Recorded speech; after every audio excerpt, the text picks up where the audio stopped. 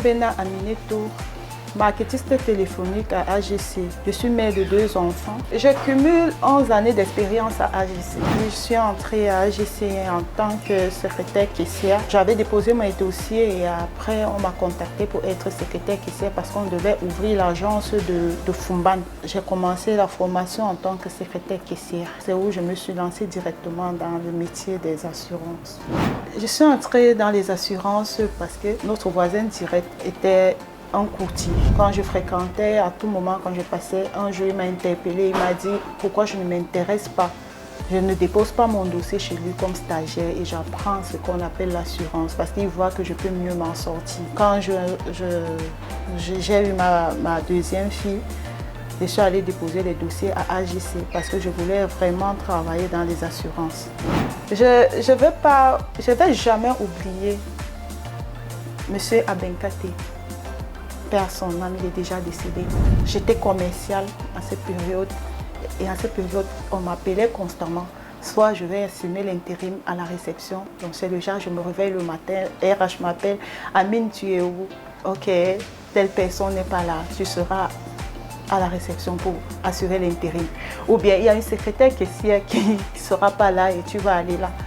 Et comme j'étais commercial de l'espace client siège. C'était lui le manager. À tout moment, il me retrouvait en train d'aller soit à Bonanjo pour aller travailler là-bas ou bien quand j'entrais, il me disait tu es technico-commercial chargé des intérims. Il m'avait donné ce nom.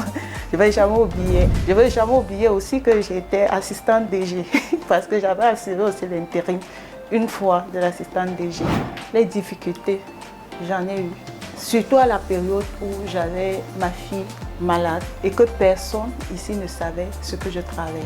Donc du coup, je venais, il y avait des moments où je venais en retard. Il y avait des gens qui se plaignaient sans savoir que à cette période, j'avais ma fille à l'hôpital, qu'on avait opérée, on partait à 3 mois. Mais à mes collègues, je ne présentais pas cette image de quelqu'un qui vient à l'hôpital. Donc j'ai quitté l'hôpital pour venir au travail avec ma fille qu'on avait opéré ses 2 pieds. J'étais entre la douleur, puisque je travaille à la réception, entre la douleur qui me rongeait de l'intérieur et le sourire que je dois présenter chaque matin quand j'arrive à AGC. Donc, comme pour dire, tu peux être dans des problèmes, garder ça chez toi, mais à la société, tu dois donner le meilleur de toi-même si tu veux aller de l'avant. J'ai eu mon garçon très tôt. Vous savez, chez nous, les musulmans, on peut accoucher tôt, on peut être maman tôt, parce qu'on peut aussi en mariage très tôt. Mon garçon, lui, il est déjà grand. Il est à l'université, il est à l'UIC. Ma fille également, elle a 11 ans. Donc, ils connaissent déjà que maman, elle travaille. Donc, ça va se passer comment? Chacun essaie de mettre la main dans la pâte pour qu'on réussisse tout ensemble parce que j'ai appris à responsabiliser mes enfants. Mon garçon, même si je ne suis pas là, il va préparer. Il va prendre soin de sa petite sœur. Donc, et là, je suis fière de ça. Je ne mélange pas le travail et ma maison, en fait. Quand je suis au travail, c'est le travail. Même si on finit à quelle heure, ils vont savoir que maman, si elle a traîné, c'est parce qu'elle est occupée, elle va rentrer nous retrouver. Ce qu'il peut déjà faire, il va le faire en attendant que je rentre, ainsi que sa petite sœur. Le secret que je pourrais donner à ces femmes, c'est de savoir faire la part des choses. Parce que quand ton employeur te prend, il ne veut pas, bien sûr, tu déclares que tu as les enfants, mais il attend plus de toi. C'est-à-dire, il veut que son entreprise aille plus loin. Et ton poste où on t'a confié n'a rien à voir avec ta maison. Donc, tu devrais comprendre que le travail, c'est le travail. Et la maison, c'est la maison. Et tout en mélangeant les deux, quand tu retournes à la maison, tu dois aussi comprendre que le travail, c'est le travail. Tu dois être une maman pour tes enfants et prendre du temps pour ces enfants-là, en les enseignant les valeurs, les principes et les valeurs du monde. La journée internationale de la femme, le 8 mars, c'est la journée de réclamation des droits de la femme, selon ce qu'on dit. Moi, en tant que musulmane, nous, la religion nous enseigne la soumission.